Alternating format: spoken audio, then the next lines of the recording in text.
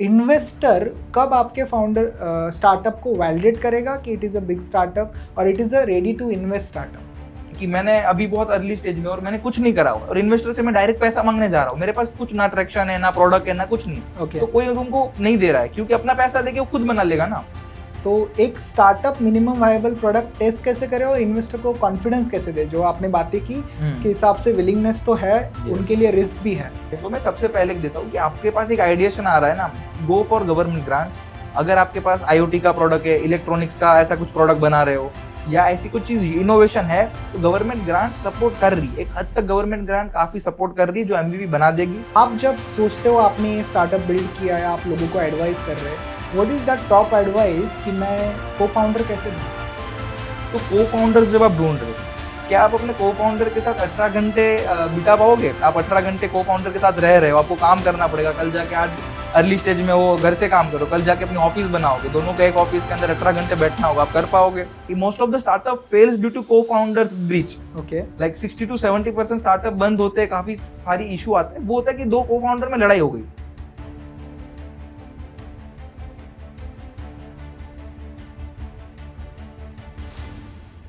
तो जब बेंचमार्क आप सेट करते हो, जैसे ऑपरेशंस में एक कहते हैं कि कोई भी चीज़ का एक टैट टाइम होना चाहिए, और हर organisation, if someone who is working in a business जहाँ पे टैट टाइम बहुत कम होना चाहिए, they might benchmark a big organisation who is doing it very fast scale पे।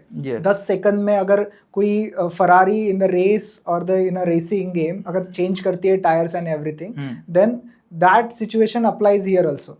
तो लेकिन इस सब में कैपिटल इम्पॉर्टेंट है। तो इन्वेस्टर कब आपके फाउंडर स्टार्टअप को वैलिडेट करेगा कि it is a big startup और it is a ready to invest startup?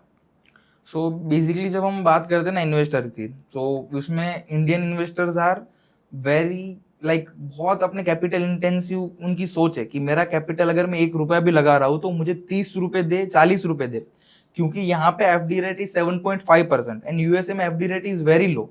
तो यूएसए का इन्वेस्टर अगर मैं सोचूं तो वहां पे इन्वेस्टमेंट इतना ज्यादा है, यूएसए में इतने ज्यादा स्टार्टअप्स का मेन रीजन ये था कि वहां पे इन्वेस्टमेंट बहुत ज्यादा है, वहां पे लोग रिस्क ले रहे हैं। इंडिया के अंदर भी अब ये चीज आई है कि धीरे धीरे आ रहा है, बट इंडिया में अभी भी प्री सीड लेवल पे ऐसा नहीं कि तुम बहुत आइडिया बना रहे हो तुमको इन्वेस्टर आएगा।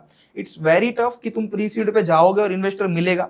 तुमको एक तो अपना बैकग्राउंड बहुत अच्छा होना चाहिए, फिर बैकग्राउंड अगर आपका अच्छा है तो आगे जाके आपकी काफी सारी चीजों में मेरे पास स्टार्टअप अच्छा है, तुम जो प्रॉब्लम सॉल्व कर रहे हो वो इन्वेस्टर के थीसिस में आ रहा है नहीं आ रहा है, फिर उसके बाद तुमको ये सारी चीजें आइडेंटिफाई करोगे, फिर तुम्हारे ट्रैक्शन पे आएगी। ट्रैक्शन कहाँ है तुम्हारा? क्यों? क्योंकि वो फर्स्ट क्वेश्चन ये करेगी कि अगर स्टार्टअप कल जाके बंद हुआ तो पैसा तो मेरा लग रहा है, तू तो जीरो पे है, तेरे पास तो कुछ, तूने तो कुछ लगाया ही नहीं है, तो नुकसान मेरा हो रहा है ना। तो तुम उस क्रेडिबिलिटी तक तुम जाओ, उधर तक जाओ कि इन्वेस्टर अपने पैसों के साथ तुमने जो बिल्ड करा है वो वैल्यू कंपेयर कर पाए कि मैं आज अगर 1 करोड़ रुपए लगा रहा हूं तो उस बंदे ने भी 1 करोड़ रुपए जितनी मेहनत स्टार्टअप में करी हुई है। तो जब जाके स्टार्टअप बंद होगा तो हम दोनों का 1 करोड़ का नुकसान है। If we are making like कि मैंने अभी बहुत अर्ली स्टेज में और मैंने कुछ नहीं करा हुआ और इन्वेस्टर से मैं डायरेक्ट पैसा मांगने जा रहा हूँ, मेरे पास कुछ ना ट्रैक्शन है ना प्रोडक्ट है ना कुछ नहीं, तो कोई तुमको नहीं दे रहा है क्योंकि अपना पैसा देके वो खुद बना लेगा ना। सो इट इज़ लाइक कि मेरे पास आइडिया है, मैंने एग्जीक्यूशन शुरू कर दिया, तो मैं 0 पे हूँ, मुझे 1 तक जाना है, तो लाइक अ 0.5 हमें वहां पे इन्वेस्टर मिलना चाहिए जो हम उनको वैलिडेशन दे कि मार्केट इज देयर। तो ये सब कुछ एक ऐसी चीज है जिसमें हमें एक MVP चाहिए, एक मिनिमम वायबल प्रोडक्ट चाहिए। तो एक startup minimum viable product test कैसे करे और इन्वेस्टर को कॉन्फिडेंस कैसे दे? जो आपने बातें की उसके हिसाब से विलिंगनेस तो है, उनके लिए रिस्क भी है। तो why would they do that और how startup can do that? देखो MVP सबसे बेसिक चीज है कि कोई भी स्टार्टअप हो, मैं भी इतना बोलता हूँ कि यार MVP बना लो, कुछ भी नहीं आपके पास, एक लैंडिंग पेज भी बना के स्टार्ट करो।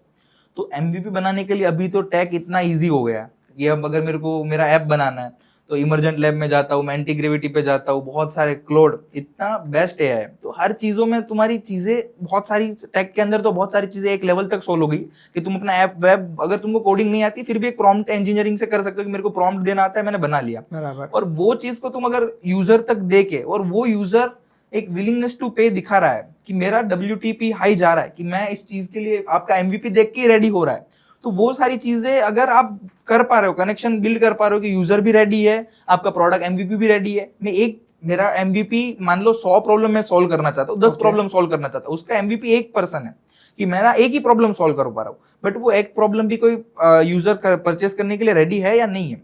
बट इफ आपने एमवीपी बना लिया और यूजर चाहता ही नहीं है कि मैं क्या करूँ, तो आप 10 प्रॉब्लम बना के भी फिर यूजर नहीं चाहेगा। तो ये टेक वाली चीज होगी। अब नॉन टेक के अंदर क्या होता है कि अगर तुम बहुत सारे कॉन्ट्रैक्ट मैन्युफैक्चरर्स होते हैं, वो नहीं बनाते आपके लिए, लो एमओक्यू वाली चीज आ जाती है कि यार मैं इतनी चीजों में नहीं बनाऊंगा। Okay. तो मैं सबसे पहले देता हूँ कि आपके पास एक आइडिएशन आ रहा है ना, गो फॉर गवर्नमेंट ग्रांट्स। अगर आपके पास आईओटी का प्रोडक्ट है, इलेक्ट्रॉनिक्स का ऐसा कुछ प्रोडक्ट बना रहे हो, या ऐसी कुछ चीज इनोवेशन है, तो गवर्नमेंट ग्रांट सपोर्ट कर रही है, एक हद तक गवर्नमेंट ग्रांट काफी सपोर्ट कर रही है, जो एमवीपी बना देगी। मिनिमम ट्रैक्शन लेके आ जाओ और फिर फंडिंग ले सकते हो आप, इतना ज्यादा भी टफ नहीं होगा फिर। तो सपोज मैंने फंडिंग सॉर्ट कर ली, हाँ। मैंने मेरा नेटवर्क अच्छा है, मैंने फाउंडर्स बना लिए, मैंने आइडिया एमवीपी कर लिया। अब जब दिक्कत आती है तब, क्योंकि एक आदमी can do lot of things but it can be messy और it can be getting into that loop, तो को फाउंडर की जरूरत होती है। यस तो टीम बनाना is very crucial point for any startup. Yes yes. तो आप जब सोचते हो आपने ये स्टार्टअप बिल्ड किया है, आप लोगों को एडवाइस कर रहे हैं, what is that top advice कि मैं को फाउंडर कैसे ढूंढूं? सो सबसे पहली चीज कि मेरे भी एक को फाउंडर है। तो को फाउंडर बहुत एक सबसे नीश, एक सबसे इंपॉर्टेंट चीज है कि सबसे छोटी से छोटी चीज अगर स्टार्टअप का एक वो होता है ना कि हम स्टार्टअप बिल्ड कर रहे हैं, तो उसका बेस तो वो को फाउंडर्स से बनता है कि आप कितने को फाउंडर्स और कितने अच्छे से काम कर रहे हो। तो को फाउंडर्स जब आप ढूंढ रहे हो, थोड़ी चीजें ऐसे आपको चेक करनी है कि को फाउंडर्स का एग्रीमेंट बनाना वो सब तो सेकेंडरी चीज है। फर्स्ट ऑफ ऑल आप ट्रस्ट के लिए चेक करो कि मैं आज स्टार्टअप के साथ बना रहा हूँ, वो एज अ को फाउंडर को मैंने एक अच्छे फाउंडर ने बोला है कि वो मेरी दूसरी वाइफ है, कि मैं आज मेरी पहली वाइफ ये है जिससे मेरी शादी हुई है, और दूसरी वाइफ मेरी, ये मेरा को फाउंडर है। क्या आप अपने को फाउंडर के साथ 18 घंटे बिता पाओगे? आप 18 घंटे को फाउंडर के साथ रह रहे हो, आपको काम करना पड़ेगा, कल जाके आज अर्ली स्टेज में वो घर से काम करो, कल जाके अपनी ऑफिस बनाओगे, दोनों का एक ऑफिस के अंदर 18 घंटे बैठना होगा, आप कर पाओगे?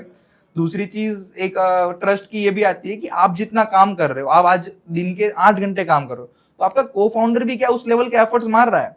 क्योंकि फिर एक होता है ना, गाड़ी दो पहियों से चल रही, एक पहिया बहुत वीक है, वो बंदा बस पार्ट टाइम कर रहा है, वो नहीं दे रहा है, एफर्ट्स नहीं दे रहा है। तो स्टार्टअप एक हद के बाद आके वो होता है कि most of the startup fails due to cofounders breach. Okay, like 60 to 70% startup बंद होते हैं, काफी सारी इशू आते हैं। वो होता है कि दो को फाउंडर में लड़ाई हो गई, अब तुम दोनों एक सेम लेवल के एफर्ट्स मार पा रहे हो, तो लड़ाई आने का बहुत कम चांसेस है।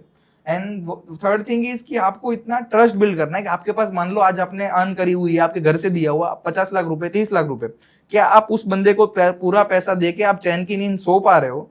तो उस लेवल तक का अगर आपके पास ट्रस्ट आ गया, क्योंकि सबसे इंपॉर्टेंट, सब अपने हाईएस्ट प्रायोरिटी पे पैसा रखते हैं, अपना सारा पैसा किसी को दे दिया, एंड फिर भी आप उतना ट्रस्ट कर पा रहे हो, सो फिर वो आपके लिए राइट पर्सन है। तो पैसे की बात आ गई यहाँ पे, इसीलिए एक स्टार्टअप में जो इम्पोर्टेंट चीज़ है, को फाउंडर तो लेके आए, लेकिन मैं क्या सोचूं इक्विटी के बारे में, वो मैं कब सोचना शुरू करूं और मैं कैसे करूं? सो इक्विटी के लिए हमने भी, जब मैं को फाउंडर था ऑरा मीटर के अंदर, कि भाई मैं और निखिल भाई जब बना रहे, हम दोनों को फाउंडर्स है, सो हमारा इक्विटी डिस्कशन बहुत लॉन्ग टाइम के बाद हुआ था कि हम 5-6 महीने बिल्ड करा हमने, दोनों ने एफर्ट्स मारे। वो एफर्ट्स के बाद हम पता चल सकते हैं कि यार मैं इतने ज्यादा काम कर सकता हूँ, तू भी इतना ज्यादा काम कर रहा है। तो इफ आप दोनों सेम एफर्ट्स मार रहे हो, आप दोनों सेम चीजें बोर्ड पे लेके आ रहे हो, कि आप जो भी टेबल पे दोनों चीजें एक सेम चीजें लेके आ रहे हो, तो इक्विटी इक्वली डिस्ट्रीब्यूट कर सकते हो। बट अगर ऐसा है कि वो, मान लो कोई को फाउंडर, काफी जगह आपने देखा हुआ है कि वो जॉब भी कर रहा है, आपके स्टार्टअप में भी काम कर रहा है, मोस्टली आप स्टार्टअप की पोजीशन आप दे रहे हो, स्टार्टअप आपके नाम से नो वन है, तो फिर वहां पे वैसे वैसे डिस्ट्रीब्यूट करो। और इक्विटी इनिशियली तो लेवल पे ना डिस्कस करो, एक टाइम के बाद जाओ कि तुम दोनों में कैसा डिस्कशन हो रहा है, तुम दोनों में कैसा वर्क फ्लो चल रहा है, तुम दोनों के बीच में कैसी इंटीग्रिटी है, कि तुम दोनों एक दूसरे के साथ कितना ज्यादा वो बैलेंस वर्क कर पा रहे हो। तो उसके बाद बैठो कि भाई मैं इतने इतने पॉइंट्स पे काम कर रहा हूँ, तू इतने इतने पॉइंट्स पे काम कर रहा है, हम इतने इतने इक्विटी लेंगे। Okay, yes. तो ये सब डिस्कशन जब होता है, जब इन्वेस्टर से शुरू होता है, वो इक्विटी तक आता है, काफ़ी चीज़ें करनी पड़ती है, तो क्या एक बर्नआउट फील होता है? डेली काइंड ऑफ, क्योंकि बर्नआउट एक ऐसी चीज थी कि अब होता है यार कि मैं 18 घंटे, ह्यूमन बॉडी है, सुबह 5 बजे जाग रहे हो, रात तक काम कर रहे हो, तो बर्नआउट तो एज अ ह्यूमन बॉडी होना है। बट एक चीज हम याद करते हैं कि भाई वाई आई स्टार्टेड दिस। अगर मुझे वो है कि मुझे अगर बर्नआउट फील होता है, मुझे ऐसा मैं नहीं कर पा रहा हूँ, तो मैं शुरू ही नहीं करना चाहिए था ना मुझे। एक वाई दिमाग में रखा हुआ है कि मैंने जो स्टार्ट करा था उसके पास मेरे पास पूरा रीजन है कि मुझे इस लेवल तक जाना है, मुझे ऐसा अपनी खुद का कुछ बिल्ड करना है। तो वो चीज आपको कंटिन्यूअसली मोटिवेट करेगी कि आज बर्नआउट हो रहा है, कल फिर तुम सुबह उठ के जागो, फिर काम करने लगो, फिर रात को वाई सोच रहे हो, तो वो वाई आप दिमाग में रखो कि I want to do this for that, and yes आपकी चीजें बहुत स्मूथली चलेगी। तो आज आज क्या हो रहा है कि जब मैं स्टार्ट करता हूँ मेरे पास वाई का आंसर होता है, फिर मैं बहुत सारी चीज़ें देखना शुरू करता हूँ। एज अ जनरेशन जो आ रही है बहुत सारी चीज़ें देखती है, काफ़ी Yes, कंफ्यूज हो जाते yes, हैं। yes, yes. तो क्या ये कंफ्यूजन कहीं पे इम्पोर्टेंट है क्योंकि बहुत सारी चीज़ें हैमर हो रही है, या ये जेनजी वाला नया ट्रेंड है? आपको कैसे देखते हो इस चीज़ को? कंफ्यूजन तो अब जब आप स्टार्टअप बिल्ड करते हो ना, तो कंफ्यूजन तो हर पॉइंट पे आएगी। जब आपका एमवीपी भी रेडी होगा तो आपको एक कंफ्यूजन रहेगी कि यार मैं 2 फीचर और ऐड कर देता तो, फिर आप आइडिया पे हो यार मेरा आइडिया पे और 4-5 चीजें सॉल्व कर लेता तो। कंफ्यूजन का एक ही सॉल्यूशन है, आप लोगों से पूछो कि आप जब लोगों से डिस्कस कर रहे हो तो लोग क्या कह रहे हैं आपकी बातों से। कंफ्यूजन क्लियर करने के लिए मैं एक अपना तरीका है कि मैं ऑन ग्राउंड लोगों से पूछता हूँ। इफ दे से मी कि मुझे हाँ ऐसे ऐसे चीजें चाहिए, सो मैं उनके पॉइंट को, दूसरी चीज अपने से ज्यादा जब लोगों की सुनना स्टार्ट करोगे, ऐसा नहीं अपने एक पॉइंट बना के रखो, बट जब जब लोगों की सुनना स्टार्ट कर दोगे ना, so you will be doing great कि हाँ मैं लोगों की सुन रहा हूँ, उनको जो चाहिए वो बना रहा हूँ। ओके। क्योंकि अपन एक बंदा सोच रहा है, 100 लोगों का माइंड नहीं पढ़ सकता, बट अब 100 जेंजी है, उनकी चीजें हम 100 जेंजी से बात करूंगा तो मुझे क्लियर रोड मैप मिल जाएगा। इफ मैं अकेला बैठ के सोचूंगा कि यार ये बंदा कैसे सोचेगा, वो बंदा कैसे सोचेगा, तो कंफ्यूजन, नो डाउट कंफ्यूजन होनी है। उससे अच्छा जो जिनके लिए बना रहे उनसे पूछ लो, कंफ्यूजन वो लोग ही क्लियर कर लेंगे।